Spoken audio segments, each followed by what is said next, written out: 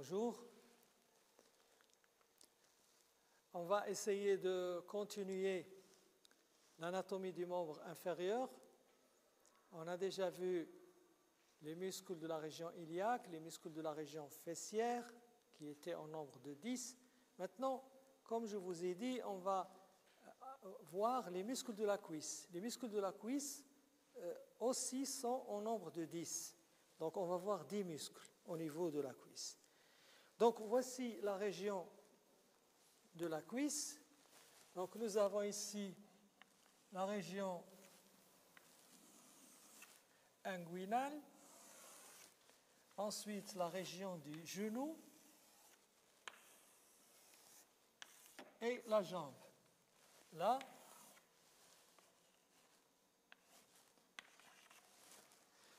si on réalise une coupe à ce niveau, c'est une coupe transversale de la cuisse, on va avoir le schéma suivant, comme ce qu'on a fait au niveau du membre supérieur. Donc, on va supprimer la partie inférieure et on va avoir le schéma suivant, c'est-à-dire la coupe transversale au niveau de la cuisse. Cette coupe transversale est centrée par le fémur qui est l'os de la cuisse, et de part et d'autre, nous allons avoir des cloisons intermusculaires. Du côté latéral, une cloison intermusculaire latérale, et du côté médial, il va y avoir deux cloisons intermusculaires antérieures et postérieures, ce qui va nous donner 3 loges. Donc, grand 4, les muscles de la cuisse. Les muscles de la cuisse, donc comme titre, et voici le schéma de la coupe transversale avec le fémur. Vous avez compris ce qu'on a fait, le fémur avec une cloison intermusculaire latérale et 2 cloisons intermusculaires médiales. Donc une cloison intermusculaire antérieure, cloison intermusculaire postérieure et cloison intermusculaire latérale. Donc de là, nous avons combien de loges? Nous avons 3 loges. La première loge, c'est la loge antérieure. Loge antérieure. La deuxième loge, c'est la loge postérieure. Loge postérieure. Et la troisième loge, c'est la loge médiale. Loge médiale. Donc, combien de loges au niveau de la cuisse? 3 loges. Antérieure, postérieure et médiale. La loge antérieure, combien de muscles? 2 muscles. 2 muscles. La loge médiale, 5 muscles. La loge postérieure, 3 muscles. Donc, le total, ça fait combien? Ça fait 10. 2 plus 5, ça fait 7, plus 3, ça fait 10. Quels sont les muscles de la loge antérieure? Sont en nombre de 2. Sartorius, c'est-à-dire couturier, plus quadriceps. Et les muscles de la loge médiale, ce sont les adducteurs, et les muscles de la loge postérieure, ce sont les ischio-jambiers. Donc, ischio-jambiers. Et là, ce sont les muscles adducteurs. C'est ce qu'on appelle la loge des adducteurs. La loge interne s'appelle la loge des adducteurs. Ce sont les muscles adducteurs en nombre de 5. En arrière, c'est la loge des ischio-jambiers. Ce sont les muscles postérieurs, et la loge antérieure qui comprend 2 muscles. Donc, voici le plan. Le plan de la question, toute la question est là. Nous allons voir la loge antérieure, ensuite la loge postérieure, et enfin, en dernier, on va voir la loge médiale. Donc, grand A, si vous voulez, après ce grand 4, grand A, les muscles de la loge antérieure. Les muscles de la loge antérieure sont en nombre de 2, nous allons voir ces 2 muscles selon un schéma d'une vue antérieure. Dans un premier temps, le premier muscle, c'est le muscle sartorius. Sartorius égale le muscle couturier. Couturier. Voici le schéma, le sacrum sur une vue antérieure avec la crête iliaque, l'épine iliaque antéro-supérieure, l'échancrure interépineuses, et vous avez là la région pubienne, la région coxo-fémorale, et vous avez le pubis à ce niveau. Nous avons là l'articulation coxo-fémorale avec la tête fémorale et bien sûr le fémur qui se prolonge en bas en formant les 2 condyles fémoraux. Et puis l'articulation du genou avec les 3 tubérosités, tubérosité médiale, tubérosité latérale et tubérosité antérieure. Voici la tubérosité antérieure avec là le tibia qui est coupé transversalement. Du côté latéral, nous avons fibula. Ici, fibula. D'accord? Donc voici le squelette sur lequel nous allons placer ce muscle sartorius. Quelle est son origine? On l'a déjà dit. L'épine iliaque antéro-supérieure donne insertion à 2 muscles, tensor du fascia lata et sartorius. Tensor du fascia lata et couturier. Donc voici l'origine, l'épine iliaque antéro-supérieure. Deuxièmement, le trajet. Le trajet de ce muscle est très particulier. C'est un trajet hélicoïdal. Hélicoïdal, c'est-à-dire en tour de spire. En haut, il est antérieur. Ensuite, au niveau de la cuisse, il devient médial. Et puis, il passe derrière le genou et il va réapparaître à la face antéro-médiale. Donc, voici le trajet du muscle sartorius. C'est un trajet hélicoïdal. Donc, l'origine, c'est l'épine iliaque antéro-supérieure, le muscle sartorius, et la terminaison, c'est au niveau de la face antéromédiale de l'extrémité supérieure du tibia, au niveau de la patte doigt, au niveau de la région qu'on appelle la patte doigt. Quelle est l'innervation de ce muscle? L'innervation, c'est le nerf crural. Donc, tous les muscles de la région antérieure sont innervés par le nerf crural. Et si vous permettez, je vais revenir à ce schéma. Si je reviens à ce schéma, là, les muscles de la loge antérieure seront en nombre de 2. Nous avons un muscle qui est formé par combien de chefs? Formé par 4 chefs. Donc ici, c'est 4 chefs, mais c'est un seul muscle, c'est le quadriceps. Et puis, le muscle qu'on est en train de voir, il est superficiel, il est en forme de bande. C'est une bande, c'est ce qu'on appelle le sartorius. Et le nerf qui va innerver tous ces muscles, c'est le nerf crural. C'est le nerf crural. En arrière, nous avons 3 muscles qui seront innervés par un seul nerf, qui est le nerf sciatique. Alors que du côté médial, il va y avoir essentiellement le nerf obturateur. Obturateur, là, c'est le nerf obturateur. Obturateur qui va innerver 4 muscles de la région, à savoir le le gracilis, c'est-à-dire le droit interne, plus les trois adducteurs, petit, moyen et grand adducteur, sont innervés par le nerf obturateur. Le pectiné, le cinquième muscle qui est le pectiné, il est haut situé, il sera innervé par le nerf crural. Par contre, en arrière, nous allons avoir deux muscles du côté médial et un muscle du côté latéral. Ce muscle, c'est un seul muscle, c'est le biceps semitendinosus et semimembranosus du côté interne. Tous ces muscles seront innervés par le nerf sciatique.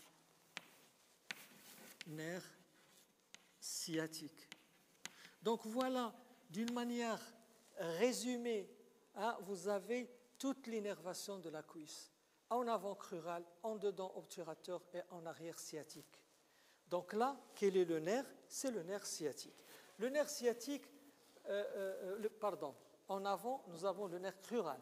Donc le nerf crural, c'est un nerf, on l'a déjà vu, il descend entre l'interstice, entre muscle iliaque, la gouttière formée entre muscle iliaque et muscle psoas. Il va passer au-dessous d'une arcade à ce niveau qui est l'arcade crurale. L'arcade crurale, et c'est quoi cette arcade crurale? Ce sont les fibres aponévrotiques les plus inférieures du muscle grand oblique qui fait partie de l'abdomen. C'est un muscle qu'on va voir au deuxième semestre quand on va étudier les muscles de la paroi abdominale. Donc, l'arcade crurale qui va former une corde qui s'étend depuis l'épine iliaque jusqu'au pubis, et le nerf va passer sous cette arcade. Il accompagne le muscle psoas. Une fois dans la région, dans ce triangle qui est le triangle de Scarpa, ou bien le triangle inguino-crural, et puis il va se diviser. Le nerf va se diviser en plusieurs branches, des branches musculo-cutanées, une branche saphène et les branches pour le quadriceps. Donc, parmi ces branches, il y a une branche musculo-cutanée qui va innerver le muscle. Quel muscle? C'est le muscle sartorius. Donc, l'innervation, c'est le nerf crural. Nerf crural. Quelle est son action? Son action, donc, il va permettre la flexion de la hanche, la rotation externe de la hanche et la flexion du genou. C'est ce qu'on appelle la position du tailleur. C'est pour cela qu'on l'appelle couturier. Donc, c'est cette position-là. Donc, il permet la flexion de la hanche, la rotation externe et la flexion du genou. Deuxième muscle. Donc, premier muscle, c'est le sartorius. Le deuxième muscle, c'est le muscle quadriceps. Le muscle quadriceps, c'est un muscle qui est formé de 4 chefs. 4 chefs, c'est pour cela qu'on l'appelle comme ça. Et on va voir ces 4 chefs à travers un schéma. Un schéma qui va nous montrer les 4 chefs du quadriceps. On ne peut pas le mettre sur ce schéma. Pourquoi? Parce qu'il va masquer, on va avoir des problèmes à mettre le schéma, c'est-à-dire superposé avec celui du sartorius. Donc le schéma, c'est pratiquement la même chose. Allez-y. Donc nous avons ici le sacrum sur une vue antérieure avec la crête iliaque, la région coxo-fémorale et puis la région pubienne. L'articulation coxo-fémorale, le fémur, et l'articulation du genou. Nous avons la trochlée fémorale et la tête fémorale. L'articulation du genou,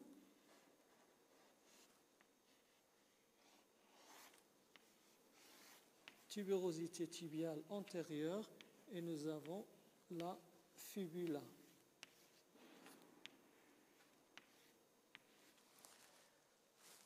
nous allons placer devant le genou un os de forme triangulaire, c'est la rotule ou patella. La rotule ou patella. Voilà. C'est un os qui va nous intéresser dans l'étude du quadriceps. Donc le premier, les 4 chefs de quadriceps sont le vastus medialis, vastus lateralis, rectus femoris, et puis le muscle vastus intermédiaire, le vaste intermédiaire. Donc, le vastus medialis ou bien vaste médial. Le vaste médial va se trouver du côté médial, du côté interne. Quelle est son origine? C'est la branche interne de la trifurcation de la ligne âpre. Rappelez-vous, la ligne âpre, je mets la ligne âpre en pointillé. Cette ligne âpre en pointillé, parce qu'elle est à la face postérieure du fémur, elle se divise en 2 branches en bas, on dit qu'elle se bifurque, et elle se divise en 3 branches en haut, on dit qu'elle se trifurque. Donc en haut, elle se trifurque en donnant une branche médiale, une branche intermédiaire et une branche latérale. On avait une branche latérale, c'est la terminaison du muscle grand fessier. Maintenant, la branche médiale, c'est l'origine du muscle vaste médial. Donc le vaste médial va prendre origine derrière le fémur. Donc c'est pour cela on met ça en discontinu. Et après, le muscle va apparaître à ce niveau et il va former un corps musculaire. Voilà. Le muscle, c'est le vaste médial qui descend le long du bord interne de la cuisse jusqu'à la partie supérieure ou la partie supérieure de la rotule, où il va participer à la formation d'un tendon. Un tendon, c'est le tendon du quadriceps qui va se terminer d'une part sur la base de la rotule et en même temps sur le bord latéral de la rotule. Le bord latéral de la rotule. Donc voici le muscle vastus medialis ou bien le vaste médial. Donc voilà l'origine, trajet, terminaison, c'est la base de la rotule plus le bord médial de la rotule. L'innervation, c'est le crural. Alors, voici l'arcade crurale, ça c'est l'arcade crurale. Le nerf crural, ça c'est le nerf crural qui est un volumineux nerf qui va descendre au niveau de la région. Il passe sous l'arcade crurale et parmi ces branches, il va donner une branche vers le muscle vaste médial pour l'innerver. L'action, on va la voir après. Pourquoi? Parce que c'est une action globale de tout le quadriceps. Le deuxième muscle, donc on a vu le vaste médial. Le deuxième muscle, c'est le vaste latéral. Le vaste latéral, il est du côté latéral. Il va commencer au niveau de la crête du vaste latéral qui correspond au bord inférieur du grand trochanter.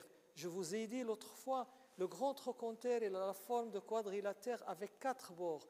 Un bord supérieur, un bord antérieur qui donne insertion au muscle petit fessier, le bord supérieur au muscle pyramidal et le bord inférieur qui correspond à la ligne intertrochantérienne postérieure, il donne insertion au muscle carré crural ou quadratus femoris. Et puis un bord inférieur, le bord inférieur, il est là, il va donner insertion au muscle vaste latéral plus la face postéro-latérale du fémur. Tout ça, c'est l'origine du muscle vaste latéral. Et puis le vaste latéral, comme le vaste médial, il va descendre, il va former un ventre qui va se placer du côté latéral par rapport au fémur, et puis il va se prolonger en bas, comme ici, par un tendon. Il va participer à la formation du tendon du quadriceps. Voilà. Donc l'origine, c'est la crête du vaste latéral qui correspond au bord inférieur du grand trochanter, plus la face postérolatérale du fémur. Deuxièmement, le trajet, il est vertical vers le bas du côté latéral. Ensuite, la terminaison au niveau de la base de la rotule et le bord latéral de la rotule, le bord latéral. Et puis, l'innervation, c'est le nerf. Quel nerf? C'est le nerf crural. Le nerf crural qui va innerver le vaste latéral. Maintenant, le troisième muscle. Le troisième muscle, c'est le vaste intermédiaire ou bien le muscle crural. L'ancienne nomenclature, on l'appelle crural. Et maintenant, on l'appelle le vaste intermédiaire parce que vaste médial, vaste latéral, vaste intermédiaire. Où se trouve ce muscle vaste intermédiaire? Il se trouve au milieu, c'est-à-dire il va prendre naissance sur la face antérieure du fémur, ici, donc au milieu, face antérieure du fémur. Ensuite, ce muscle va se prolonger vers le bas, vertical, trajet vertical. Il va former lui aussi un tendon. Regardez, ce tendon, il est complet maintenant. Ce tendon, c'est quel tendon? C'est le tendon du quadriceps. Tendon du quadriceps.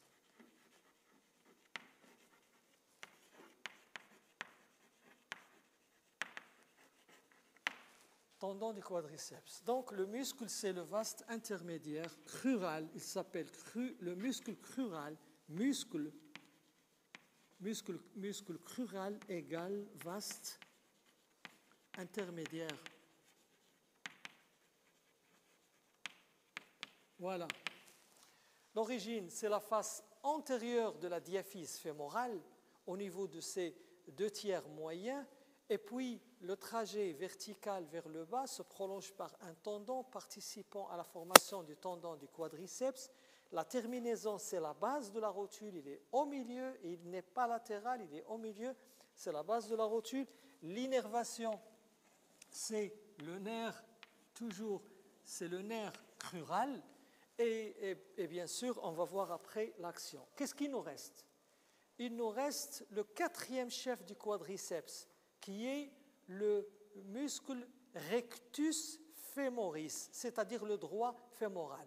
Le droit fémoral ou rectus femoris. Le droit fémoral, c'est un muscle biarticulaire. Ces 3 muscles, ces 3 chefs sont monoarticulaires. Pourquoi monoarticulaires? Ils s'insèrent sur le fémur et ils vont aller au-delà de la rotule pour se terminer au niveau du tibia. Vous allez me dire, mais c'est le tendon quadricipital. Non, la terminaison réelle du quadriceps, c'est la tuberosité tibiale. C'est ici, par l'intermédiaire du tendon. Quel tendon? C'est le tendon patellaire, le tendon rotulien. Vous allez me dire comment? Je vais l'expliquer. C'est le tendon patellaire. Tendon patellaire.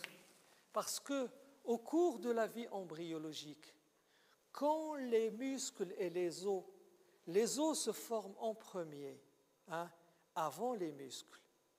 Et puis, une fois le squelette est formé, les muscles viennent s'insérer. Parce que c'est illogique de former les muscles avant les os. Parce que pour que les muscles s'insèrent, ils doivent avoir une structure osseuse où ils vont s'insérer. Donc le squelette se forme et le squelette se couvre de muscles.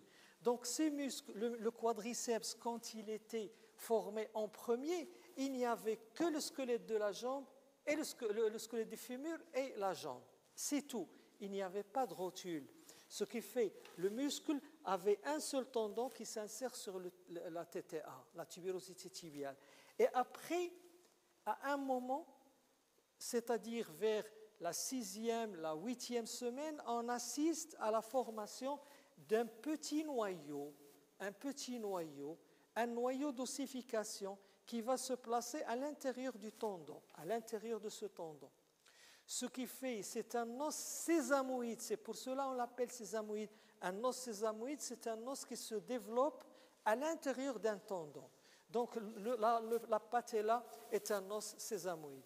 Et quand cet os commence à se développer, il va refouler le tendon vers le bas, le haut, et le tendon vers le bas, et il va séparer deux tendons. Il va donner un tendon du quadriceps et un tendon patellaire. Et au milieu, c'est la patella, c'est-à-dire la rotule. C'est pour cela on dit que la terminaison, c'est au niveau du tibia, mais anatomiquement, au niveau de la base de la rotule. Donc, le quadriceps, on a parlé de ça parce qu'on a dit qu'il est monoarticulaire, il s'insère sur le tibia. Par contre, le droit antérieur, il est biarticulaire, il va s'insérer au-dessus de la hanche et il va se terminer au niveau du tibia. Il s'insère au-dessus de la hanche à quel niveau? Premièrement, au niveau d'une épine qu'on a ici, c'est ce qu'on appelle l'épine iliaque antéro-inférieure. Ça, c'est l'épine iliaque antéro, épine iliaque antéro-supérieure, et ici, c'est l'épine iliaque antéro-inférieure. Donc, l'épine iliaque antéro-inférieure donne insertion au tendon. Voici le premier tendon et voici la première origine du droit antérieur. Le droit antérieur, c'est l'équivalent d'un muscle biceps, il va avoir deux tendons. Un tendon au niveau de l'épine iliaque antéro et un deuxième tendon juste au-dessus de la cavité. Ça, c'est la cavité cotyloïde. C'est la cavité cotyloïde. Au-dessus de la cavité cotyloïde, nous avons une petite gouttière, ce qu'on appelle la gouttière supracotyloïdienne. Cette gouttière supracotyloïdienne a deux lèvres. Sur les lèvres vient s'insérer la capsule articulaire. Et cette capsule articulaire, quand elle s'insère en haut et en bas, elle laisse un petit espace. Et ce petit espace, c'est le lieu d'insertion du muscle droit antérieur. Voici le deuxième chef. Donc, ce sont les deux insertions, les deux origines du droit antérieur. À partir de là, se forme quoi? Se forme un muscle. Voici le muscle qui se forme. Mais je vais le couper. Je vais le couper pourquoi?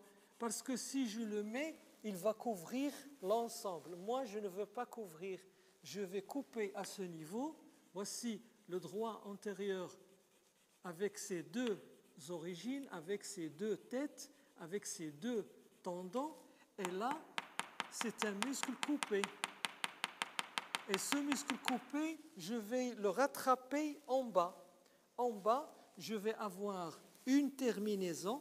Voici la terminaison du muscle droit antérieur qui est coupé. Je vais le couper en haut et en bas. Donc voilà le muscle coupé. Je vais effacer à ce niveau. Et je pense que vous avez compris ce que j'ai fait. J'ai coupé le muscle en bas et j'ai coupé le muscle en haut. Et je peux faire, maintenant, je peux faire la continuité. La continuité, elle est en pointillé. Si j'ai placé le muscle, je vais couvrir tout ça. Je vais couvrir toute cette région. Vous avez compris, je vais couvrir toute cette région. Elle sera couverte par le muscle. Voici le début et voici la fin. La fin, elle est là. Donc, la fin, c'est quoi? C'est le tendon, c'est la continuité avec le tendon. Le tendon du quadriceps a 4 branches. Chaque muscle va donner une branche. Le résultat, c'est un seul tendon. Donc, en bas, je vais écrire ici, c'est le tendon, c'est le muscle droit antérieur coupé. Et la même chose en haut, c'est le muscle droit antérieur coupé. Voilà. Et en pointillé, c'est la continuité du muscle. Quelle est l'innervation de ce muscle? C'est le nerf crural. Et puis, quelle est l'action maintenant? Le nerf crural. quelle est l'action du muscle quadriceps, parce qu'on a fini le quadriceps. Le quadriceps est un muscle extenseur du genou par excellence. Donc c'est le principal muscle de l'extension du genou. Et l'extension du genou intervient quand? Intervient surtout à la marche. Quand on marche, on est obligé, quand on veut passer le pas, la marche présente des phases. Premièrement, la phase de l'attaque du sol par le talon. Ensuite, je pose le pied, je fais passer le pied gauche. Quand je soulève le pied droit et je veux passer le membre vers l'avant, regardez maintenant le mouvement. Ce mouvement-là nécessite le quadriceps pour poser le talon. Donc, le mouvement d'extension du genou au cours de la marche est important. Quelqu'un qui a une paralysie du quadriceps, comment il va marcher? Il ne peut pas faire l'extension du genou. Il va marcher comme ça.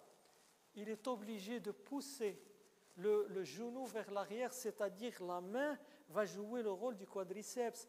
C'est la main qui va faire l'extension. C'est la main qui pousse le genou vers l'arrière et qui fait l'extension du genou. C'est ce qu'on appelle la marche à appui crural. C'est la main qui fait un appui crural.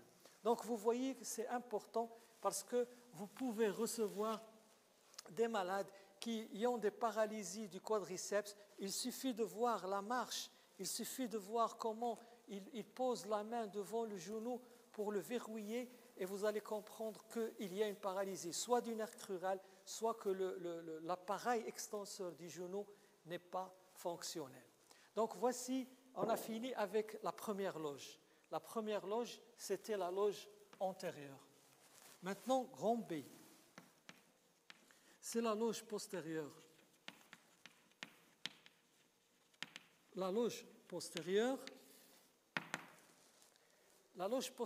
de la cuisse est composée de 3 muscles. Ce sont les muscles ischio, comme on a dit. Ischio, comment? Ischio-jambiers. Et ces muscles ischio-jambiers, ils ont été appelés comme ça, pour quelle raison? Parce que les 3, ils ont une origine au niveau de l'ischion et les 3 se terminent au niveau de la jambe, au niveau du squelette jambier. Ces 3 muscles sont le biceps fémoral, le semi-tendineux et le semi-membraneux. Donc on va réaliser un schéma qui va nous montrer ces 3 muscles avec leur origine, terminaison et l'innervation et surtout la disposition de ces trois muscles. Donc ça sera une vue postérieure de la région de la hanche, c'est-à-dire la région postérieure de la hanche. Voici le sacrum sur une vue postérieure avec les trous sacrés, les tubercules sacrés et les trous sacrés postérieurs. La région de la hanche, la grande échancrure sciatique, l'épine sciatique, là c'est l'articulation coxo-fémorale, la région ischiatique et en avant nous avons la région pubienne avec là le trou ischio, c'est ce qu'on appelle le trou ischio-pubien ou bien le trou obturateur. Je continue. Vous avez le fémur, l'extrémité supérieure du fémur, avec l'extrémité inférieure. Et l'extrémité inférieure sur une vue postérieure, elle sera caractérisée par la présence de l'échancrure. C'est l'échancrure intercondylienne. Cette échancrure intercondylienne qui va séparer les 2 condyles fémoraux. Et vous avez là le squelette de la jambe, avec du côté latéral, vous avez fibula, et le squelette de la jambe, vous avez la face postérieure, elle est marquée par l'existence d'une crête, la face postérieure du tibia, marquée par l'existence d'une crête, c'est ce qu'on appelle la crête du solaire, qui est oblique vers le bas et vers le dehors et qui détermine un espace supérieur qu'on appelle l'espace poplité. La face postérieure du fémur, vous avez ici la ligne âpre. Là, je mets la ligne âpre avec un trait continu parce qu'on la voit avec ces trois divisions. Trois divisions, la ligne latérale, médiale, intermédiaire, et en bas, elle se divise en deux branches. La bifurcation de la ligne âpre qui va se terminer au niveau, à la partie supérieure des condyles fémoraux par les tubercules qu'on appelle les tubercules supracondyliens qui donnent insertion aux muscles jumeaux, hein, les deux jumeaux, jumeau latéral et jumeau médial. Donc voilà, sur ce cadre, nous allons travailler nos muscles ischio-jambiers. Le premier muscle de la région, premier muscle ischio-jambier, premièrement, c'est le muscle biceps fémoral. C'est-à-dire, c'est le biceps fémoris. Appelé biceps, pour quelle raison? Parce qu'il est formé de deux chefs. Un chef long, un chef court. Un chef fémoral, un chef ischiatique. Tout ça, ce sont des appellations. Un chef court, un chef long. Le chef court, c'est le chef fémoral. Et le chef long, c'est le chef ischiatique. Donc, je vais commencer. Allez-y. Le chef fémoral. Le chef fémoral va s'insérer où? Il va s'insérer sur la ligne âpre, la partie moyenne de la ligne âpre. Voici l'origine. Ça, c'est l'origine du biceps, le chef fémoral ou bien le chef court. Le chef long, il va commencer à quel niveau? Au niveau de l'ischion. Donc, on va avoir un tendon qui va donner un muscle. C'est l'origine du biceps, c'est le chef fémoral. Donc, imaginez, nous avons un muscle là, un ventre, je veux dire. Un ventre, c'est le chef fémoral, et un deuxième ventre, c'est le chef ischiatique. Ces deux chefs vont se réunir pour former un seul muscle qui est le biceps fémoral. Donc là, il va descendre et il va fusionner avec celui-là. Et les deux vont former un seul ventre, et ce ventre va se prolonger en bas par un tendon, c'est le tendon du biceps. Voici le tendon du biceps qui va se terminer sur la styloïde fibulaire. Sur la styloïde fibulaire. Donc vous voyez maintenant l'anatomie de ce muscle est une anatomie claire. Donc nous avons ici le chef ischiatique, et l'autre chef, c'est le chef fémoral. Et le tendon que nous avons là, c'est le tendon du muscle biceps. Bien, la terminaison, c'est la styloïde fibulaire. C'est fibula, la styloïde fibulaire. L'origine, là, c'est ischion. C'est pour cela qu'on l'appelle ces muscles ischio-jambiers. Ischio-jambiers. Quel est le nerf qui va les innerver? C'est le nerf sciatique. Le nerf sciatique est un nerf qui va sortir, on l'a vu, vous vous rappelez, il va sortir de la grande échancrure sciatique au niveau du trou sous-pyramidal. C'est le nerf le plus volumineux de la région postérieure. Et ce nerf, quand il va descendre, on va le perdre là. Pourquoi? Parce qu'il va passer entre les deux faisceaux du muscle biceps. Et puis, il va apparaître à ce niveau, au milieu, le nerf sciatique. Donc le nerf sciatique va innerver les deux chefs du biceps. Nerf sciatique.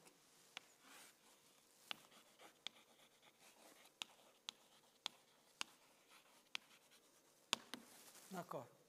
Donc voilà, c'est simple. L'origine double, ischion plus ligne âpre. Trajet, les deux ventres vont descendre vers le bas, vers le dehors. Ils vont former un seul ventre qui se prolonge par un tendon. Terminaison, c'est la styloïde fibulaire de fibula. Et puis, l'innervation, c'est le nerf sciatique. Et quelle est l'action? L'action, c'est une flexion du genou. Quand le muscle se contracte, il va tirer sur le squelette jambier vers l'arrière et par conséquent, c'est une flexion du genou. Mais qu'est-ce qu'on remarque? C'est un muscle biarticulaire. Et puisqu'il est biarticulaire, il va agir aussi bien au niveau de la hanche qu'au niveau du genou. Au niveau de la hanche, il est postérieur. Donc quand il va tirer vers l'arrière.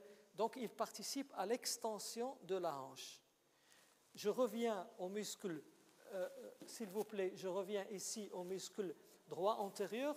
On a vu la fonction du quadriceps, c'est l'extension du genou, mais puisque le muscle là, droit antérieur ou droit fémoral, c'est un muscle biarticulaire, il va participer en partie à la flexion de la hanche, chose que j'ai oublié de vous le dire.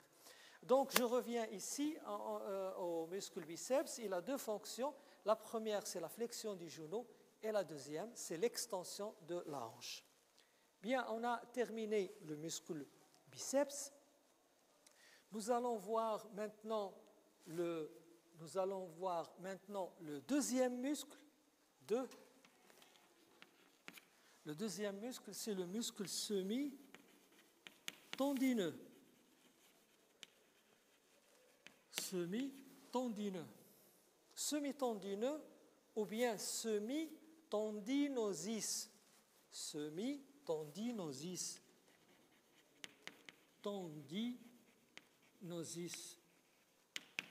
Semi-tendinosis.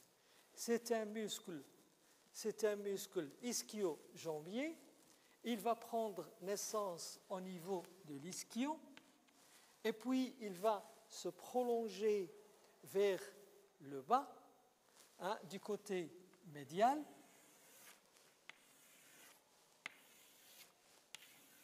Et il va former en bas, un tendon. Et ce tendon passe derrière le genou et il va aller à la partie antéro-médiale de la jambe pour se terminer au niveau de la patte doigt. Vous vous rappelez la patte doigt? Ici, c'est la patte doigt. Et la patte doigt va donner insertion à trois tendons. Le semi-tendineux, c'est-à-dire le demi-tendineux, ensuite sartorius, le couturier, et le troisième muscle, c'est le droit interne gracilis. Le troisième muscle, c'est le droit interne ou gracilis que nous allons voir. Donc ici, c'est quel muscle? C'est le muscle semi-tendineux. L'innervation, c'est le nerf sciatique. Nerf sciatique. Tous les muscles de la loge postérieure seront innervés par le même nerf, c'est le nerf sciatique. Le troisième muscle, on vient ici, troisième muscle, 3, c'est le semi-membraneux. Semi-membraneux. Dans la nouvelle nomenclature, c'est le semi-membranosis. Membranosis. Le semi-membraneux, la même chose, toujours la même origine, c'est-à-dire l'origine c'est l'ischion, il va former un ventre qui va être à moitié aponévrotique et il va former en bas un tendon et ce tendon va se diviser en 3 faisceaux, un faisceau direct, un faisceau récurrent et un faisceau réfléchi. Qu'est-ce que ça veut dire? Un faisceau direct, il va aller directement vers le tibia. Un faisceau réfléchi, il va retourner vers l'arrière, il va retourner vers le haut et vers le dehors. Et il va aller se terminer à la face postérieure du condyle latéral sur la capsule. Il ne va pas avoir une insertion osseuse. Parfois, il se fixe sur un petit osselet qu'on appelle fabella. Et le troisième tendon, c'est un tendon réfléchi qui va contourner le bord interne de l'extrémité supérieure du tibia. On peut faire ça d'une manière agrandie. D'une manière agrandie, comment on va faire? Voici l'extrémité inférieure du fémur. L'extrémité inférieure du fémur sur une vue postérieure, elle est comme ça. Voici l'échancrure intercondylienne. Ça, c'est l'échancrure intercondylienne. Là, c'est le condyle fémoral latéral et condyle fémoral médial. Et ici, c'est le fémur en coupe. On a coupé le fémur, une coupe transversale du fémur avec la ligne âpre à ce niveau qui se bifurque à la partie inférieure en donnant une branche latérale et une branche médiale. Voici le tubercule supracondylien. Et là, nous avons l'échancrure intercondylienne. Là, en bas, nous avons l'extrémité supérieure du tibia. L'extrémité supérieure du tibia, avec du côté externe, nous avons fibula au péroné. Et là, vous avez le tibia en coupe avec la crête du soleillère. Donc, sur ce schéma, nous avons le tendon, là, le tendon du semi-membraneux. On a dit qu'il se divise en 3 branches. Un tendon réfléchi, c'est celui-là. Un tendon direct sur le tibia et un tendon qui va aller vers l'avant. Il contourne la tubérosité interne et il se fixe sur ce bord. C'est ce qu'on appelle le tendon réfléchi. Donc c'est comme ça se termine le semi-tendineux, de cette manière.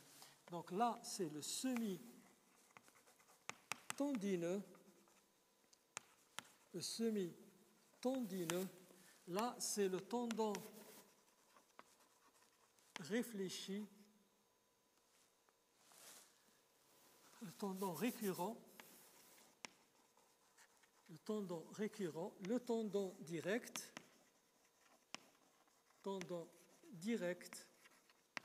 Et le troisième tendon, c'est le tendon réfléchi. Quelle est l'action du muscle semi-tendineux? L'action, c'est identique aux autres. C'est un fléchisseur. Et l'innervation, il est innervé par deux nerfs. Une branche supérieure et une branche inférieure. Donc le semi-tendineux, innervé par 2 branches du nerf sciatique. Une branche supérieure et une branche inférieure. L'action de tous ces muscles, c'est une flexion du genou et il participe à l'extension de la hanche. Qu'est-ce qu'on remarque? On remarque que le biceps est oblique vers le bas et vers le dehors, le semi-tendineux et semi-membraneux oblique vers le bas et vers le dedans. Ils vont former un triangle au niveau de la face postérieure du genou, avec les 2 jumeaux en bas qui vont former un triangle inférieur. Donc imaginez triangle supérieur et triangle inférieur. Le résultat, c'est un losange. C'est ce qu'on appelle le losange poplité. C'est le creux poplité. Et au niveau du creux poplité vont descendre les éléments vasculo-nerveux, en particulier le nerf sciatique. Le nerf sciatique, il va descendre selon l'axe du losange et puis il va, au sommet du losange, il va libérer une branche, un nerf qui va aller le long du bord médial du muscle biceps jusqu'au col du péroné, jusqu'à la région du col du péroné. Comment s'appelle ce nerf? C'est le nerf sciatique poplité externe, SPE. Donc c'est le nerf SPE SPE, c'est sciatique poplité externe. Mais ça, c'est l'ancienne nomenclature. La nouvelle nomenclature, on l'appelle nerf fibulaire, tout court. Nerf fibulaire égale nerf fibulaire. Donc SPE, c'est le nerf fibulaire. Et puis le deuxième nerf qui descend et qui garde l'axe du creux poplité, l'axe du losange poplité, ça s'appelle comment? Ça s'appelle le nerf sciatique poplité interne, nerf SPI, nerf sciatique poplité interne, ou bien tout simplement le nerf tibial. Dans la nouvelle nomenclature, c'est le nerf tibial. Donc ces deux nerfs, sciatique poplité interne et nerf sciatique poplité externe, sont les nerfs qui vont innerver tous les muscles de la jambe et du pied. Les muscles de la jambe et du pied sont innervés exclusivement par ces deux branches SPE, SPI, qui sont les branches terminales du nerf sciatique. Voilà, on a terminé avec les muscles de la loge postérieure. Qu'est-ce qui nous reste maintenant? La loge interne, la loge médiale. La loge médiale, donc, ça sera grand C. Grand C, c'est les muscles de la loge médiale. C, muscles de la loge médiale, c'est-à-dire la loge interne. Comment on a appelé cette loge? On l'a appelée la loge des adducteurs, parce que tous ces muscles sont des muscles adducteurs. C'est la loge des adducteurs. Et ces muscles sont au nombre de combien? Ils sont au nombre de 5. Le premier muscle, c'est le muscle pectiné. Le premier muscle pectiné. Premièrement, un muscle pectiné. Nous allons réaliser un schéma pour montrer ce muscle pectiné. Le schéma est le suivant. Allez-y, rapidement. Je peux le mettre de côté. Donc, allez-y. Nous avons ici le sacrum sur une vue antérieure avec l'articulation sacro-iliaque, l'articulation de la hanche, la région pubienne. Voilà. Et puis, l'extrémité supérieure du fémur qu'on va couper à ce niveau. Là, c'est la ligne intertrochantérienne antérieure. Le muscle pectiné, c'est un petit muscle. C'est un petit muscle qui va prendre naissance au niveau de la crête pectinéale. Ça, c'est ce qu'on appelle le détroit supérieur. Le détroit supérieur est formé par le promontoire, c'est-à-dire le bord antérieur du sacrum, ensuite l'aileron sacré, ensuite la ligne innominée et la crête pectinéale. En rouge, c'est la crête pectinéale. Elle a été appelée comme ça parce qu'elle donne insertion à ce muscle pectiné. Je reviens au fémur. La ligne en arrière, en pointillé, se divise en 3 branches. Une branche médiale, une branche latérale et une branche médiane. La branche latérale donne insertion au muscle grand fessier. La branche médiale donne insertion au muscle vastus medialis, vaste médial. Ce qui reste, c'est la branche moyenne. Cette branche moyenne, c'est la branche du pectiné. C'est la branche qui donne insertion au muscle pectiné.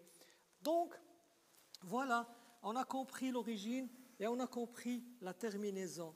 Donc, le muscle, il est comme ça. C'est un muscle rectangulaire, pratiquement. Il va descendre vers le bas et vers le dehors. Et puis, à un moment donné, il va se cacher. On ne va plus le voir. Pour quelle raison? Parce qu'il passe derrière, il passe en arrière du fémur pour aller se fixer au niveau de la branche moyenne de la ligne âpre. C'est la branche moyenne, donc muscle pectiné. Ce muscle pectiné est innervé par quel nerf? Innervé par le nerf crural. Le nerf crural, vous vous rappelez, le nerf qui descend à ce niveau, qui va innerver tous les muscles de la loge antérieure, il va innerver le muscle iliaque il va innerver aussi le quadriceps, il va innerver le sartorius, mais en même temps, il va innerver le muscle pectiné. Quel est le rôle de ce muscle? Légèrement adducteur, parce qu'il est très proche du centre rotationnel. C'est un muscle qui est proche du centre rotationnel, il a une action faible. Mais il a en même temps une action rotateur. Donc quand il tire sur la ligne âpre, il fait tourner le fémur vers le dehors. C'est un rotateur latéral. Donc voilà, on a terminé avec le premier muscle. Le deuxième muscle de la loge interne de la cuisse, ce sont les muscles adducteurs. Et on va commencer par le muscle petit adducteur.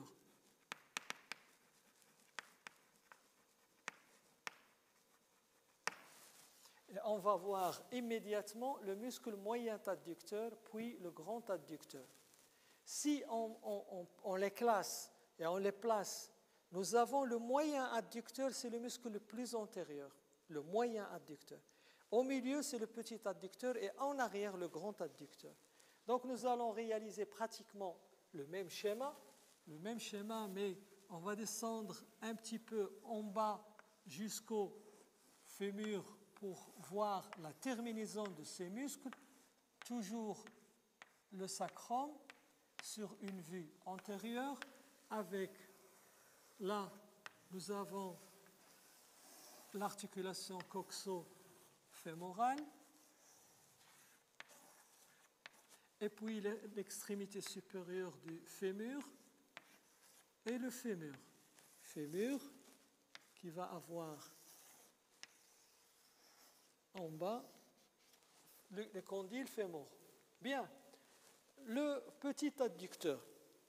Le petit adducteur, il va avoir comme origine le pubis, la région pubienne.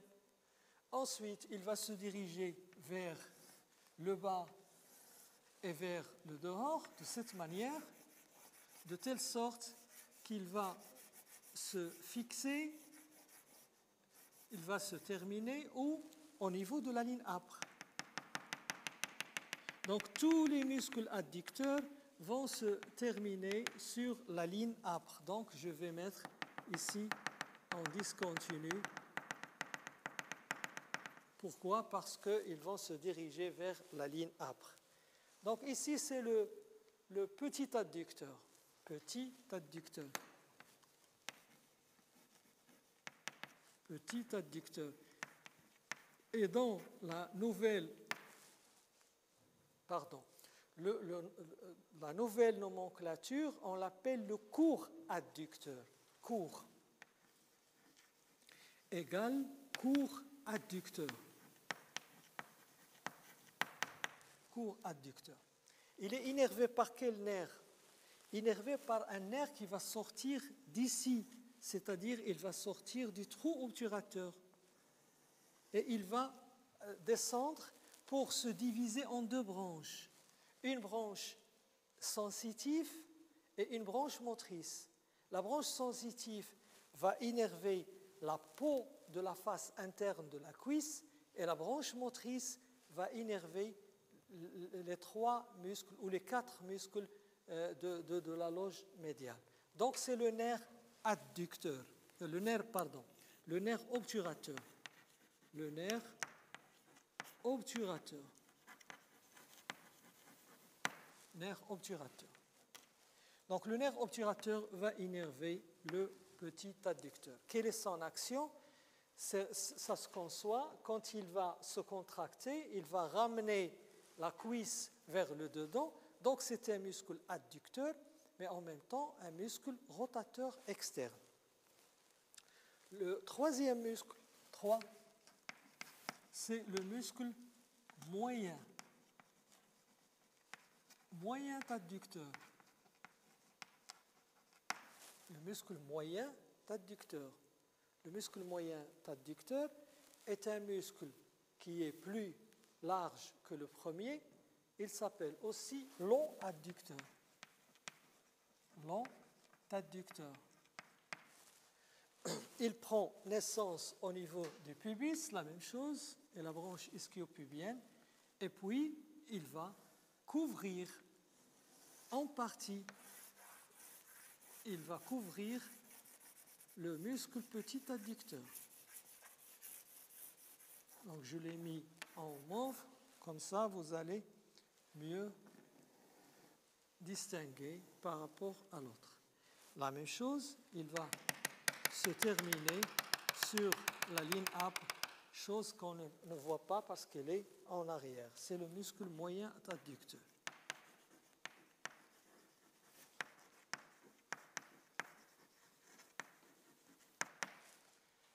Le troisième muscle, c'est le muscle grand adducteur.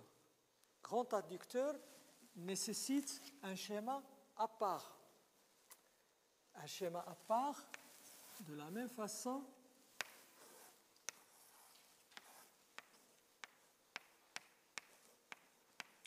nous avons le squelette de la région coxo-fémorale avec le fémur et l'extrémité inférieure du fémur. Le grand adducteur va avoir deux faisceaux, un faisceau postérieur et un faisceau antérieur. Le faisceau postérieur est vertical. Il se prolonge pratiquement, ici c'est l'ischion, ça c'est l'ischion. Il va aller directement de l'ischion vers le tubercule du grand adducteur, ça c'est le faisceau postérieur. Et puis il y a un faisceau antérieur qui est triangulaire et qui va partir de l'ischion vers l'ensemble du fémur. Ce qui fait qu'il va couvrir le faisceau postérieur. On ne va plus le voir. Seulement, ce muscle, regardez, il est large. Il va aller jusqu'à la partie inférieure du fémur. Il va couvrir toute la face médiale. Seulement, le raccordement avec le fémur va se faire à l'aide de petites arcades, voilà, qu'on appelle les arcades du muscle grand adducteur. Ce sont de petites fenêtres, voilà, à l'aide d'arcades. Donc le muscle grand adducteur, et ce que j'ai mis en vert, ce sont les arcades. L'arcade la plus importante, c'est la troisième. La troisième arcade, c'est la plus importante. Pourquoi? Parce que cette arcade va donner passage à une artère qui est l'artère fémorale.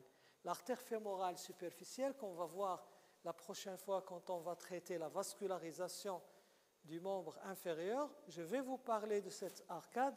Donc l'artère fémorale qui descend au niveau de la loge interne de la cuisse, elle va traverser cette arcade.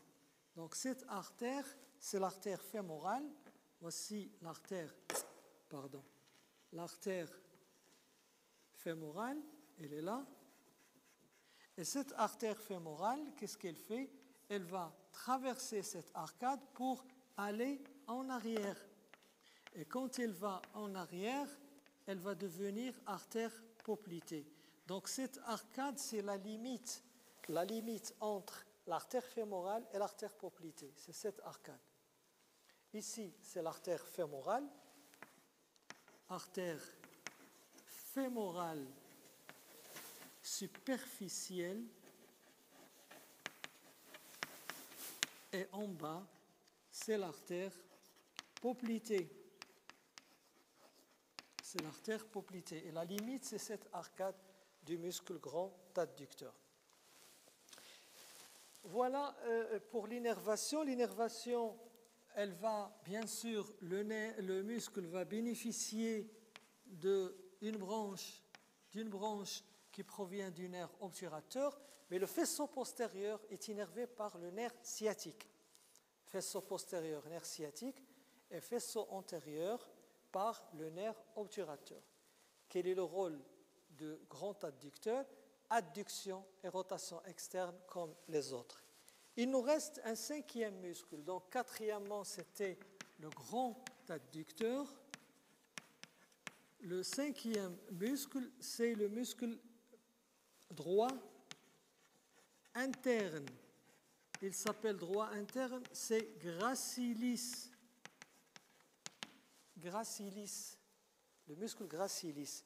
Le muscle gracilis, c'est un muscle qu'on peut mettre au niveau de n'importe quel schéma. On peut le mettre par exemple ici.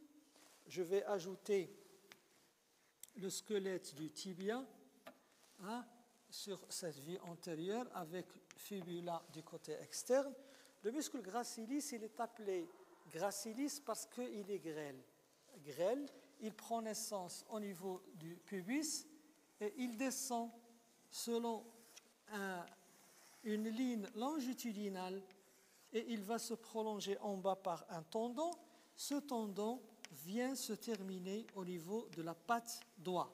On a cité tout à l'heure les muscles de la patte doigt. Donc voilà, c'est le muscle droit interne ou muscle gracilis. Muscle droit interne. Origine pubis, trajet longitudinal du côté médial, terminaison patte doigt. Patte doigt, innervation, le nerf obturateur, et puis quelle est son action? Il est très faible, son action est faible. Faible comme adducteur, et il participe dans la flexion du genou. Et troisième action, c'est un stabilisateur médial du genou. Il faut noter que le gracilis, semi-tendineux, semi-membraneux, ce sont des muscles du côté médial du genou, ce sont des muscles stabilisateurs internes du genou. Par analogie au muscle du côté externe qui est le tenseur du fascia lata, qui est un stabilisateur latéral du genou, de part et d'autre du genou, ils vont jouer le rôle de reine de cheval pour équilibrer l'emplacement du genou, c'est-à-dire la stabilité dans le plan frontal. Comme ça, on a terminé avec les muscles de la cuisse. On a vu maintenant 10 muscles de la cuisse, 2 en avant, 3 en arrière et 5 en dedans. On va passer, sans tarder, on va passer aux muscles de la jambe. Muscles de la jambe. Donc on a donné un titre, grand 4, les muscles de la cuisse, grand 5, les muscles de la jambe.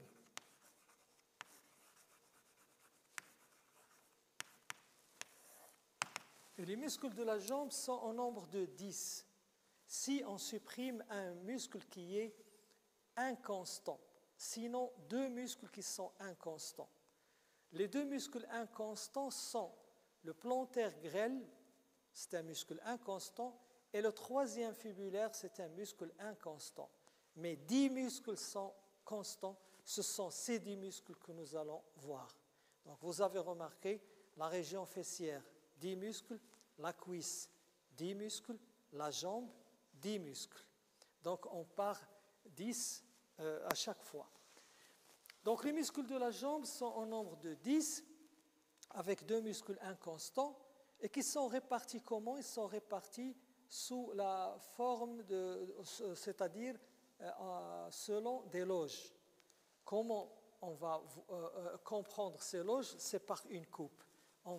La même chose, nous avons ici la région du genou, le genou avec le cropoplité, la jambe, c'est-à-dire la région du mollet, avec là le pied, et là c'est la région calcanéenne, la région postérieure, le pied, et là, c'est l'orteil. Donc vous voyez, c'est la région de la jambe, ici c'est la région patellaire, et en haut, vous avez la cuisse. Si on fait une coupe à ce niveau, par exemple, une coupe au niveau de la jambe, là c'est la malléole interne. Donc si on fait une coupe au niveau de la jambe, je vais effacer toute la partie au-dessous de la coupe. Je vais effacer cette région. Ça va me donner la coupe transversale au niveau de la cuisse, de la jambe. Cette coupe transversale, la voilà.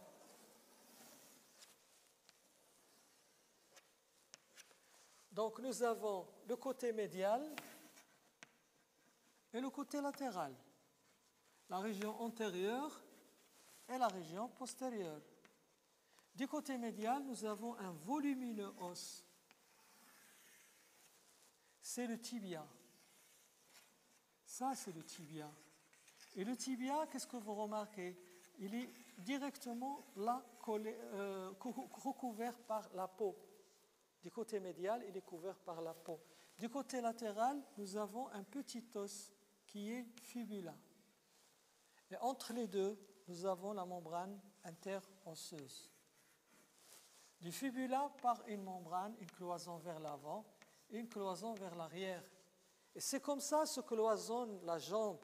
C'est comme ça se placent les loges. Nous avons au niveau de la jambe combien de loges? Nous avons 3 loges. Attention, ce n'est pas comme au niveau de l'avant-bras. Nous avons une loge antérieure,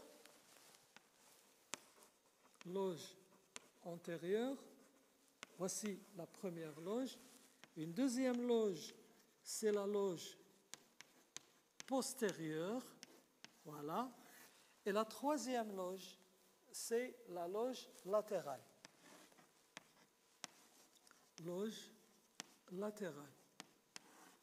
Ou bien la loge externe. D'accord? Donc la loge antérieure, elle va comprendre combien de muscles? 3 muscles.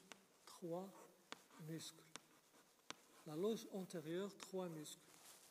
Avec un muscle inconstant qui est le 3e fibulaire. Et puis la loge postérieure, elle va comprendre combien de muscles? Elle va comprendre 5 muscles. 5 muscles. 5 muscles disposés en 2 plans. La loge latérale, seulement 2 muscles. 2 muscles. 2. Donc 3 plus 5, ça fait 8, plus 2, ça fait 10. La loge antérieure, c'est la loge des extenseurs. C'est-à-dire, on va avoir le tibial antérieur qui permet l'extension dorsale du pied. L'extenseur, le deuxième muscle, c'est l'extenseur de la luxe, c'est-à-dire du premier, et l'extenseur commun des doigts. La loge postérieure, c'est la loge des fléchisseurs. On va trouver le tibial postérieur qui permet la flexion plantaire du pied. Deuxièmement, on va trouver le fléchisseur du gros orteil, le fléchisseur commun, le muscle poplité. Et on va trouver le triceps sural. Le triceps sural, il fait partie de la loge postérieure. Ça fait 5. La loge latérale, c'est la loge des fibulaires, le long et le court fibulaire. Donc voilà en résumé l'ensemble des muscles que nous allons voir. Je vais commencer tout d'abord par les muscles de la loge antérieure, après la loge latérale et en troisième lieu, nous allons voir la loge postérieure. Donc je vais effacer une partie du tableau pour commencer cette première partie qui sont les muscles de la loge antérieure. Les muscles de la loge antérieure, je les rappelle, sont des muscles en nombre de trois qui sont le tibial antérieur, le muscle extenseur propre de l'hallux et le muscle extenseur commun des orteils. Nous allons réaliser un schéma. Allez-y, on va commencer. Un schéma d'une vue antérieure du squelette jambier avec pied. Donc le premier muscle, grand A, muscle de la loge antérieure. Et premièrement, le muscle tibial antérieur. Donc, squelette jambier et pied. Squelette jambier, allons-y. On commence le tibia sur une vue antérieure avec le plateau tibial, c'est-à-dire les cavités glénoïdes, et la surface pré- et rétrospinale, la tubérosité tibiale.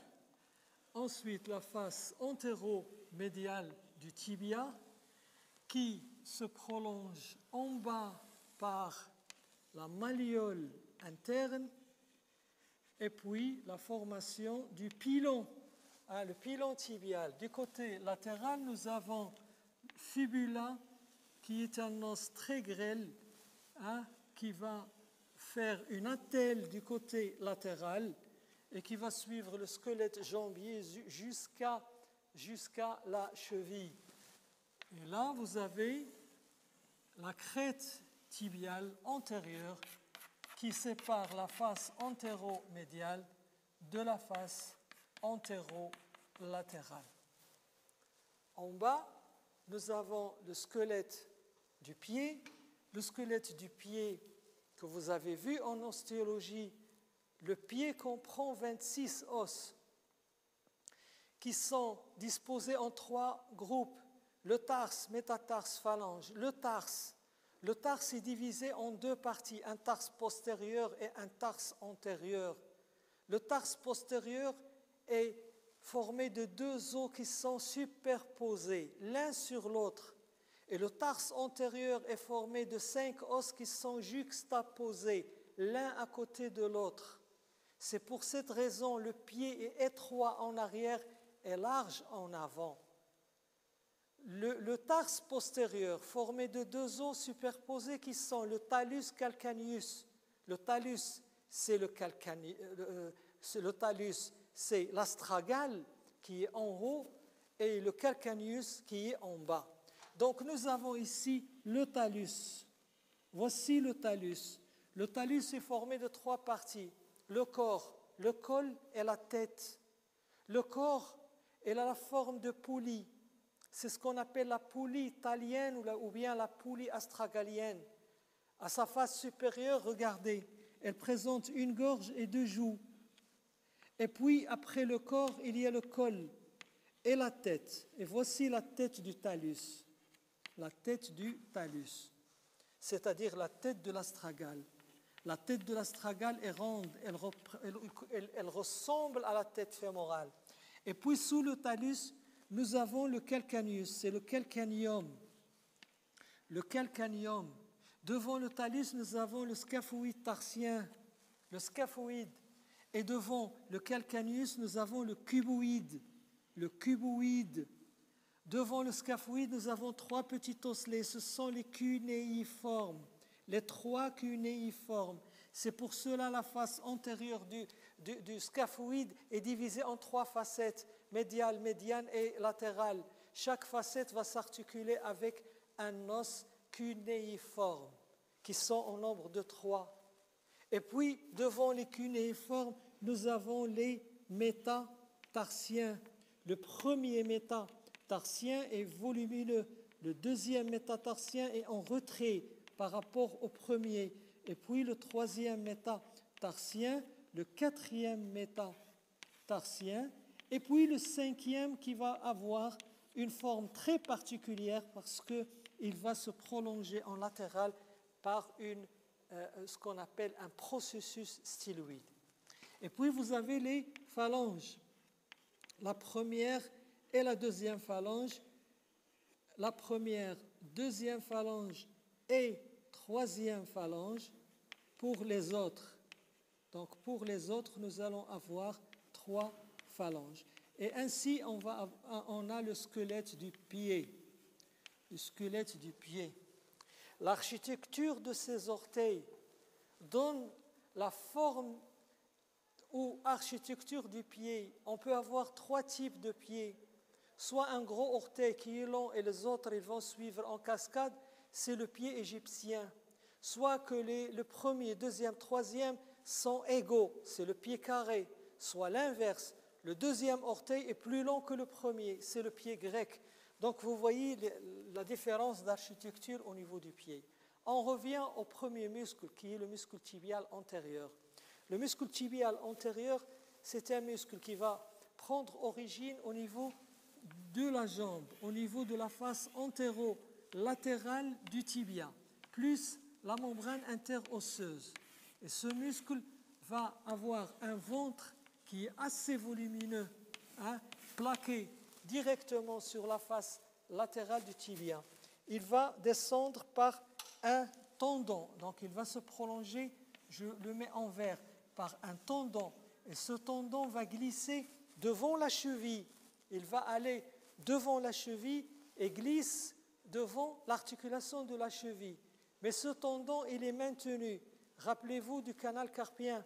Quand on a dit le canal carpien, c'est une membrane fibreuse qui va plaquer les tendons contre le carpe, formant un canal carpien. Au niveau de la cheville, il y a un ligament qu'on appelle le ligament frondiforme.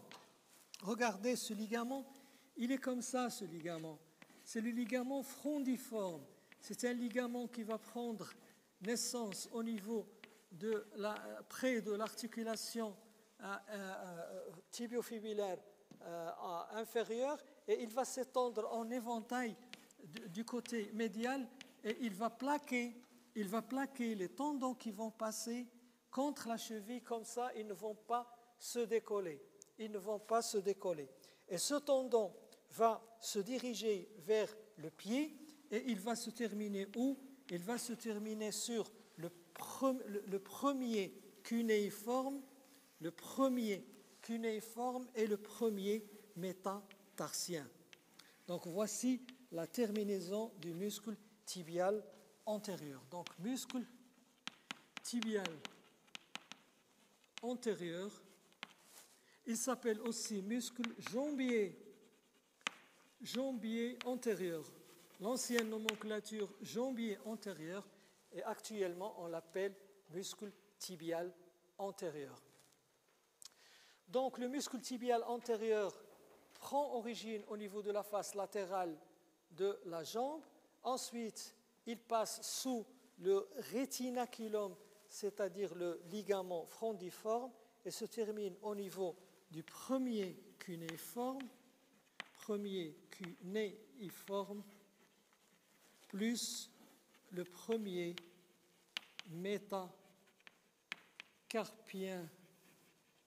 Le métacarpien. Innervé par quel nerf ce muscle? Il est innervé par, on l'a dit quand on a étudié le nerf sciatique. Quand on a étudié le nerf sciatique, on a dit que le nerf sciatique arrive au niveau du genou, au niveau du creux poplité, et il va donner 2 branches. Une branche latérale, c'est le nerf sciatique poplité externe, et une branche médiale, c'est le nerf sciatique poplité interne au nerf tibial. Effectivement, on va le voir là. Voici le nerf sciatique. Le nerf sciatique descend derrière le genou. Et qu'est-ce qu'on a dit? Il va libérer une branche latérale. C'est le nerf sciatique poplité externe qui va descendre en arrière et puis il va apparaître là. Voici le nerf. Je l'ai dit, il va contourner le col du péroné. Il va passer autour du col du péroné pour devenir antérieur. Il était postérieur au niveau du creux poplité. Il va contourner le col du péroné pour devenir antérieur. Et là, ce nerf, c'est le nerf sciatique poplité externe, SPE, c'est le SPE. Quand il contourne le col du péroné, il va se diviser en deux branches. Une branche antérieure et une branche latérale. La branche antérieure, c'est le nerf tibial antérieur et latéral, c'est le nerf musculo-cutané. Ça, c'est le nerf musculo-cutané. Nerf musculo-cutané. Et l'autre nerf, c'est le nerf tibial antérieur. Nerf tibial antérieur. Le nerf tibial antérieur,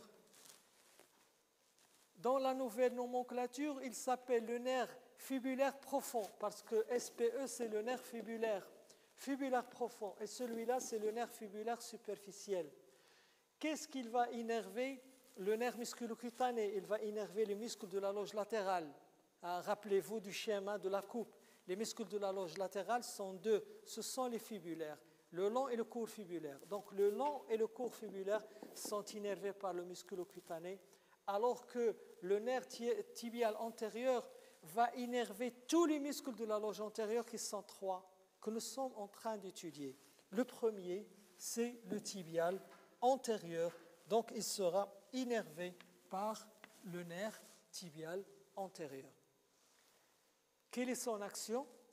C'est un muscle, quand il se contracte, donc vous concevez très bien, quand il se contracte, est-ce qu'il va agir sur les orteils? Non, il ne va pas agir sur les orteils, mais il va agir sur l'articulation de la cheville.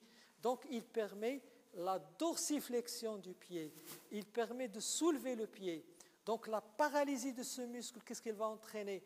Il va entraîner un pied tombant, donc le pied qui tombe. Et le malade, quand il va marcher, il va avoir un pied qui tombe. Donc, quand il veut passer le pas, il va frotter la pointe des chaussures contre le sol. Et pour ne pas arriver à ça, il est obligé de soulever le genou pour pouvoir passer le pas. C'est ce qu'on appelle le steppage. Donc, voilà, on a terminé avec le premier muscle. Les autres muscles qui sont l'extenseur propre de l'hallux et l'extenseur commun des orteils seront le sujet de la prochaine séance. Je vous souhaite beaucoup de chance. Merci pour votre attention et au revoir.